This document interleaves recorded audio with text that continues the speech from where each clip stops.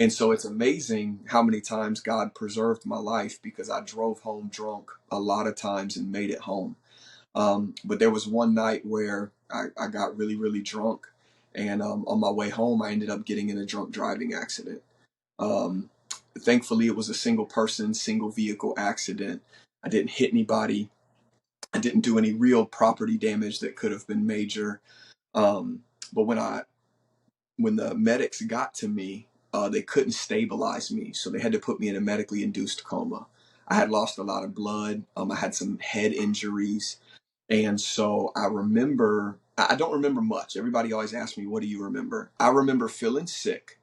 I remember starting my car. I remember hearing like a loud bang, and I touched my face and had blood all in my hands, and then I passed out. The next thing I ever remember from this night is I told you they had to put me in a medically induced coma. So while I was in my coma, I just felt like, and when I say this, God did not speak audibly. I just felt like in my spirit, I heard God say, "It's time to be the Joshua I've called you to be."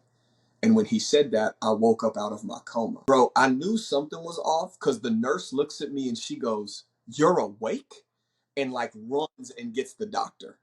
And I'm like, "Am I not supposed to be?" So the doctor comes in, and at this time, I only had my cross tattoo on my arm. And he goes, "Hey, man, I don't know what God you serve, but he must love you because you're not supposed to be here right now." He was like, "When you came in last night, you had brain trauma, you had like head damage." He was like, "And when you woke up this morning, there's absolutely nothing wrong with you but a broken nose."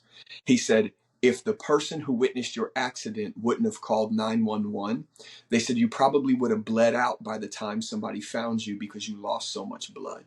He said, "And then the last thing, if that's not enough for you," he said, "your BAC was 4 times the legal limit." He said, "32% of your blood was alcohol." He said, "You also could have died from alcohol poisoning."